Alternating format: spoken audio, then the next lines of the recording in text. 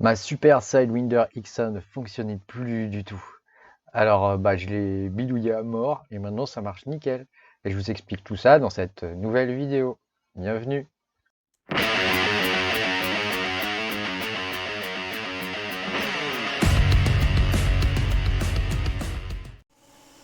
Bonjour, aujourd'hui je vais vous montrer comment j'ai transformé ma Sidewinder X1. Alors elle avait beaucoup de problèmes, c'est une très bonne machine, hein. C'est une très très bonne machine, mais elle a quelques défauts de conception qui font qu'elle est difficilement utilisable dans le temps. C'est-à-dire qu'au bout de 3-4 mois, le bed il fonctionne plus, il colle plus, les end-stop ils commencent à plus fonctionner. Enfin, on se retrouve avec toutes sortes de problèmes avec cette machine-là, alors que au final, mécaniquement, elle est quand même, c'est un vrai tank quoi. Elle est super bien construite. Alors, je vais vous montrer un petit peu les modifs que j'ai faites dessus.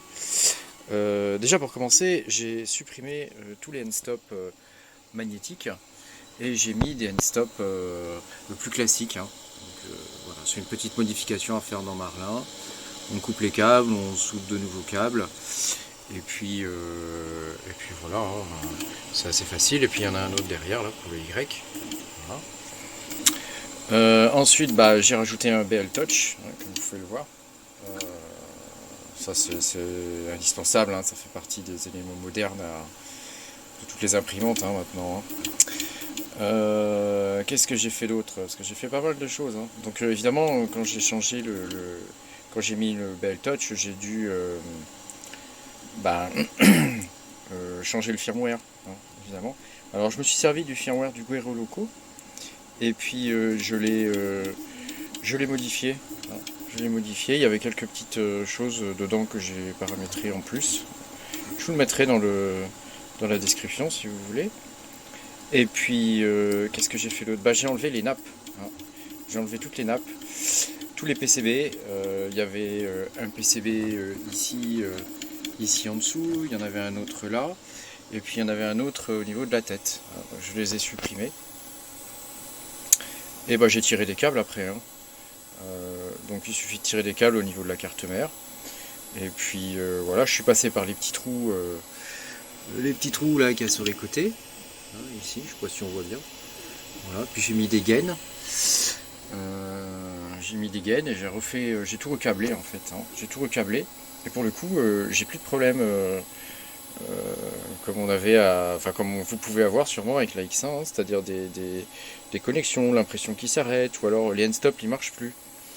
Moi ça a commencé comme ça, les end-stop marchaient plus, alors je me suis dit tiens je vais les changer, alors je les ai changés, et puis au bout de 10 jours, pouf, ils remarchaient plus.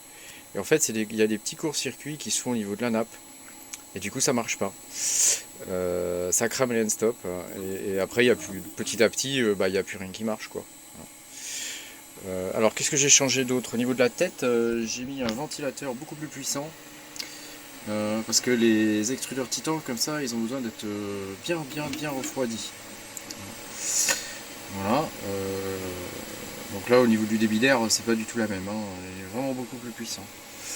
J'ai pas remis le détecteur de filament, hein, en haut. Ici, je l'ai carrément enlevé en fait. Et, je pense que si j'en mets un, je le câblerai directement sur la carte mère, parce que là, il est câblé sur l'écran. Et ça me plaît pas trop quoi. Voilà. Et puis évidemment j'ai dû modéliser toutes sortes de pièces pour que tout ça tienne bien, hein. Alors j'ai modélisé une première pièce ici là qui permet de tenir les câbles et puis de tenir le end stop. Et puis j'ai refait toutes les pièces de la tête ici. Donc là il y en a pas mal, hein. Il y a au moins 3 ou 4 pièces.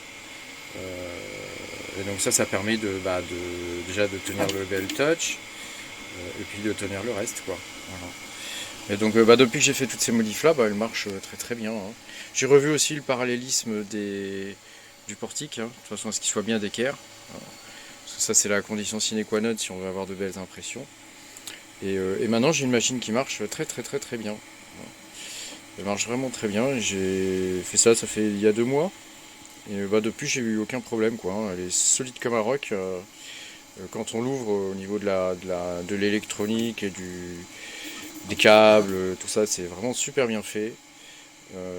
Bon, après, j'ai eu quelques petits soucis quand même au niveau du câblage, parce que ils utilisent des câbles de la même couleur, hein, pour le plus et le moins par exemple, c'est 2 fils rouges, hein, donc bon, c'est quand même pas la fête quoi. Donc il a fallu retracer tout ça, enfin ça a été un peu long et compliqué, d'ailleurs vous voyez il y a encore des petites étiquettes là, je les ai laissées au cas où, hein. Et puis j'ai mis voilà, pour le câblage là j'ai mis des connecteurs, alors je sais plus comment ça s'appelle ça, mais enfin ils sont bien pratiques, ils se clippent. Et il se clip et bah c'est super quoi. Donc j'ai tout serti avec la petite pince à sertir là. Voilà. Et puis bah voilà, une fois qu'on la remet en route, il y a juste à régler son Z et puis c'est parti, hein. C'est parti, hein. Voilà, voilà. Merci beaucoup de m'avoir écouté. Et puis bah, je vous mettrai tous les fichiers dans la description si ça vous intéresse de faire les mêmes modifications ou si vous avez les mêmes problèmes que moi. Et puis bah n'hésitez pas à mettre un petit pouce bleu là et puis à vous abonner, hein, ça nous aide beaucoup. Merci, à plus.